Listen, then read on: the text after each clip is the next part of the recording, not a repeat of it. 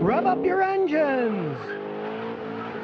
OJMCO. Hey, Scotty, you should set up Streamland so we can donate money with questions. I'm already a millionaire. I don't need you to donate me any money. I'm here helping people in the world. I'm having good karma.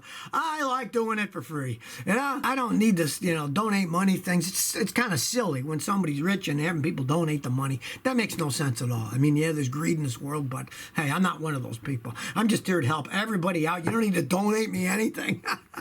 Just ask your questions and I'll pick out the good ones and answer them. Christopher Rensselaer says, Scotty, is the Leaf the best vehicle Nissan makes? Okay, well, the Leaf is an electric car. I have 2 customers with them. They were totally happy with them.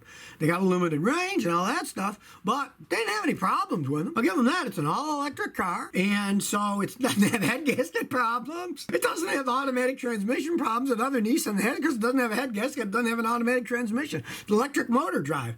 And I'd have to say it may be one of the best vehicles that they presently make. If you want an electric car, just realize the pluses and minuses. There is no backup power system. You run out of power, it stops and won't go anywhere. It's not like the BMW electric car that when it runs out of power, then a little 2-cylinder BMW motorcycle engine turns on, and then that runs the electric motors. With the Leaf, you run out of power, you don't go anywhere. Classical Music Forever 5 says, hey Scotty, do you think driving a manual solves most reliability problems with modern cars?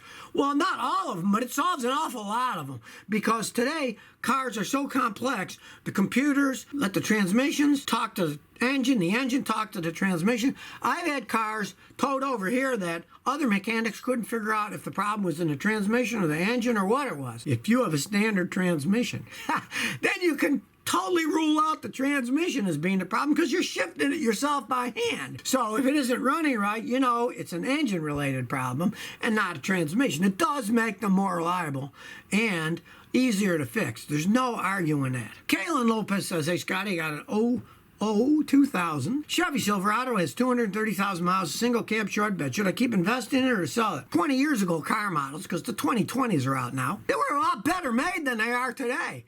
If it doesn't burn much oil and still shifts okay, I'd just keep taking care of it if I were you. But if you want a trouble-free thing that you don't have to think about for a long time, I'd get rid of it and I'd buy a Toyota pickup truck and then not have to think about it for a really long time. It's your call there, but they were better made. Definitely do not go buy a new Chevy truck because they don't hold up like those older ones did at all. Exodus, what do you think about low-profile tires and run-flat tires? I'm not a fan of either, to tell you the truth. The run-flat tires, to begin with, they can run at a certain speed, like 50 miles an hour for a certain amount of mileage, but they're not going to last forever. When you do have a problem with them, generally, it's the end of the tire. You got to buy another tire, and they cost a small fortune per tire. Low-profile tires. They corner well because of their design. Because of that design, a low profile, they generally ride a lot rougher. Your taller tires, as you hit bumps, the rubber flexes. It absorbs a lot of the energy when you're driving down the road, so they don't ride that well. And of course, the real stinker is if you live in a place like I do, Houston, a big city full of 1 billion potholes,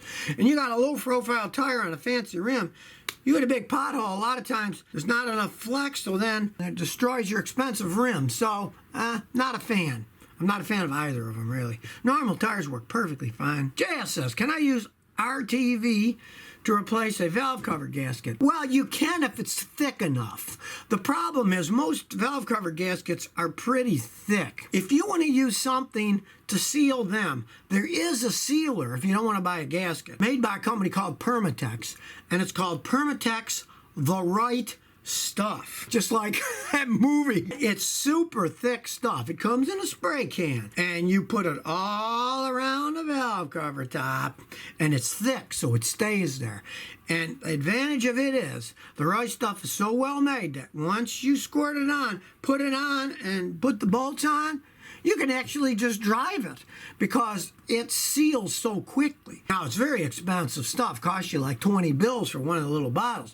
But that stuff does work. Anytime you want something sealed, it needs to be sealed with a regular gasket. Fantastic. Of course, you can't use it for a head gasket. That's got metal and stuff in it. But for valve cover gaskets, water pump gaskets, the right stuff is fantastic. It's not cheap stuff, but it really does work well.